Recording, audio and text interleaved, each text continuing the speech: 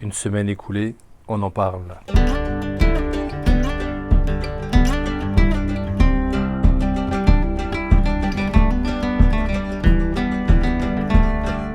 Parfois, des praticiens m'ont demandé quel livre je pourrais leur conseiller. Alors, sans hésitation, j'ai ressorti Hypnose d'Olivier Lequert. Pour moi, c'est le livre de référence, du moins dans la francophonie. D'ailleurs, si vous décortiquez toutes les formations qu'on peut vous proposer, vous en retrouverez tous les éléments ici même. Pour ma part, je possède la deuxième édition de 2003, mais je sais qu'Olivier Lequert l'augmente et l'enrichit régulièrement. On doit en être à la 4e édition actuellement. Bon, ok, c'est un gros pavé, plus de 700 pages. Ok, il vaut plusieurs dizaines d'euros, mais c'est une Bible. Vous y trouvez toutes les informations de base. Alors bien sûr, ce livre ne remplace pas une formation en présentiel, parce que l'hypnose, c'est de la pratique. Mais il accompagne et il enrichit largement toute formation. Sinon, j'ai testé un truc de fou. Ça s'appelle poétiquement un chant de fleurs.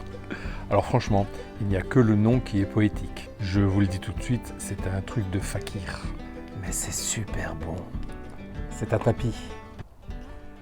Il y a différentes tailles, différentes surfaces. Franchement, le petit modèle est suffisant. Je mesure un peu plus d'1,80 m.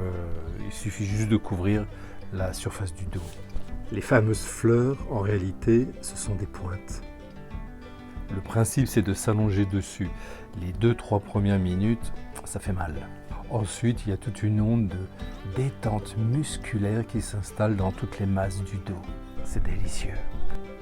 Alors, c'est présenté comme étant un tapis d'acupression. Je ne sais pas ce que les puristes en disent. Pour ma part, ça fait quelque temps que je l'utilise tous les jours. Je me suis même endormi dessus. Je vous communique le lien de celui que je détiens juste en dessous. J'ai des idées de voyage en Amérique du Sud, quand cela sera possible. En Amérique du Sud, on y parle portugais ou espagnol, principalement. J'ai le choix de me dire que le projet est pour plus tard et que je verrai bien à ce moment-là. Je peux procrastiner, trouver des excuses pour remettre à plus tard. Toutefois, l'avenir, ce n'est pas ce qui va arriver, mais c'est ce que nous allons faire. Alors je peux me dire que c'est toujours le temps de préparer quelque chose pour l'avenir. Apprendre les rudiments d'une langue étrangère pour communiquer sur place, par exemple. Ça peut être d'autres choses, bien sûr. Pour ce qui est des langues étrangères, j'ai trouvé Duolingo. C'est gratuit, simple, progressif, pédagogique. Il y en a certainement d'autres, des mieux, bon. C'est celui-là que j'ai choisi.